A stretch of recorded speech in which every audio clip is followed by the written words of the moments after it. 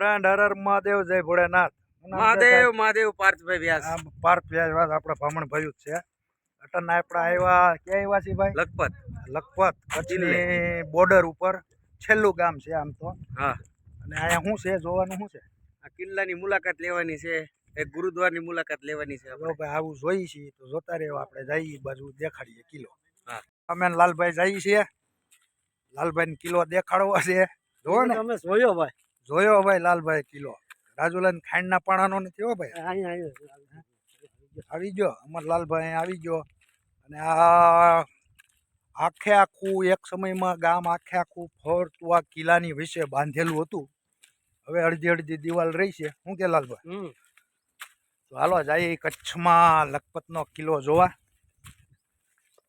જો દેખાડું તમને જો આ બધું જૂનવાણી કિલ્લો છે આ કિલ્લો જોવાનો છે આપણે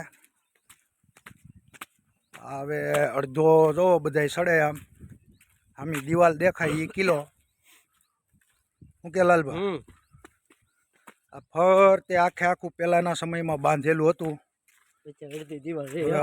અડધી દિવાલ રહી છે જો સામો દેખાય ને કિલ્લો ધીમે ધીમે હાલ્યા જાય કિલ્લા બાજુ અને આ એકદમ કચ્છ એટલે આપણે કચ્છની બોર્ડર ઉપરનું ગામ છે પછી અહીંથી ને આ રણ વિસ્તાર આવી જાય અને દરિયો આવી જાય પછી સામેની સાઈડમાં સીધું આપણું પાડોશી મુલ્ક એટલે કે પાકિસ્તાન લાગી જાય હાલો કિલ્લા બાજુ જાય જોઈ કેવો છે કિલ્લો હવે કેટલોક વૈધો બહુ જૂનવાણી કિલ્લો છે વર્ષો પહેલાંનો થોડો ઘણો વૈધો છે હાલો જોઈ આ દેખાય નહીં કિલ્લો સામો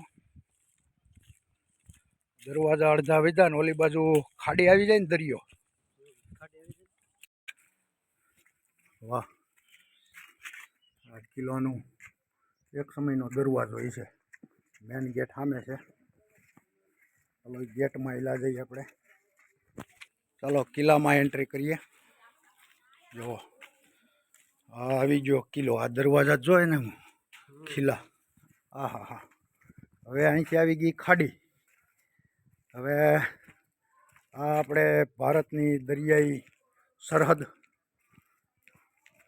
આ જો આખી આ દિવાલોથી ને પહેલાં સમયમાં આખે આખું આ બાંધેલું હતું જો આ કિલ્લો હવે અહીંથી ને કાંઈ છે નહીં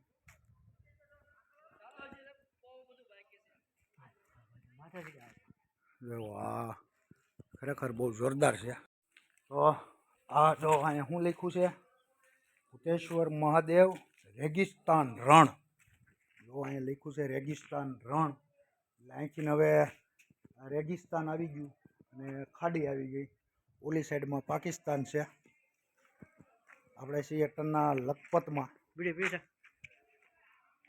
અને આમ જો આ કિલ્લો આ ફરતે આખે આખું એક સમયમાં બંદર હતું અને આ ફરતું બાંધેલું હતું જોકે હવે આવું આ થોડી ઘણી દિવાલ વધી છે બાકી કાંઈ છે નહીં આપણે અટરના હાવ કચ્છ બોર્ડર ઉપર આવી ગયા અને અહીંયા જો આ પહેલાંમાં છે ને આ બધી મૂર્તિ હતી જોકે હવે ખંડિત થઈ ગઈ છે આ પહેલાંના સમયમાં મૂર્તિ અહીંયા હતી જો આમાં આખી જોઈ શકો છો તમે પણ અટરના ખંડિત થઈ ગઈ છે આખી આખી જો આમાં અડધી મૂર્તિ રહી છે હે એટલે આ ખંડિત થઈ ગયેલી છે જો ના મૂર્તિ જોઈ હે દરવાજો આખો આખો હે દરવાજો જો લાલભા પહેલાંના દરવાજા આવા શું કામ રાખતા ખબર કે કોઈ પણ કંઈક આમ મારવાની કોશિશ કરે ને તો અંદર ઘરી ન હગે આખા લોખંડ હે ધારવાળા ખીલા આવતા પહેલાંમાં હા લાન કંઈક આમ તોડવાની કોશિશ કરે તો અંદર ઘરી ન હગે એવી હા ખીલા કેમ નહીં ખાય છે ખબર પડે ને અહીંયા આપણે આમ જોવો એટલે આ બીજા દરવાજાનું ઓલું છે અને આમાં કંઈક અહીંયા હોલ છે આમાં હોલમાં શું છે અહીંયા જો હોલ છે નહીં અહીં કંઈક પહેલાંના સમયમાં અહીંયા ઉગતા છે હો આમાંથી જોતા બોતાય છે ઊંડું કેટલું છે આમ જો પોફટ છે બાકી હવે દિવાલ વીધી છે જોઈ શકો છો. હાલો આમ જઈ ઓલી બાજુ દિવાલ ઉપર ચડીએ આપણે એ ઉપરની બાજુ કિલ્લો જોવા. ત્યાંથી કેવો લાગી દેખાડું. આ જોઈ શકો છો. ચાલો ઉપર જઈ કિલ્લા ઉપર ચડવાનો. હવે દાદરાય જોવો અડધા તૂટી ગયા છે.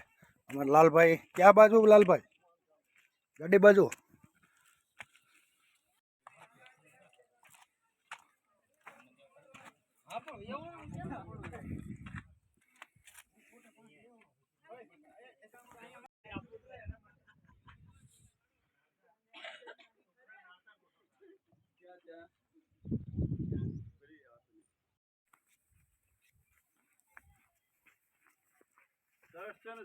અરે એક નંબર.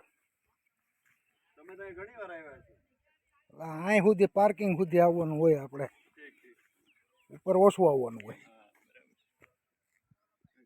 કચ્છ બહુ આવે ને. કચ્છમાં તો અમારે વરસમાં 4-5 પ્રોગ્રામ હોય.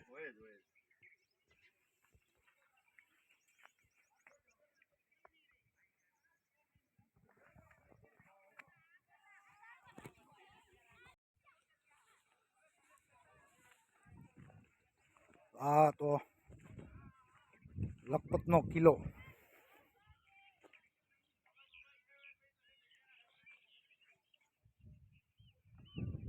વાહે દરિયો આખો.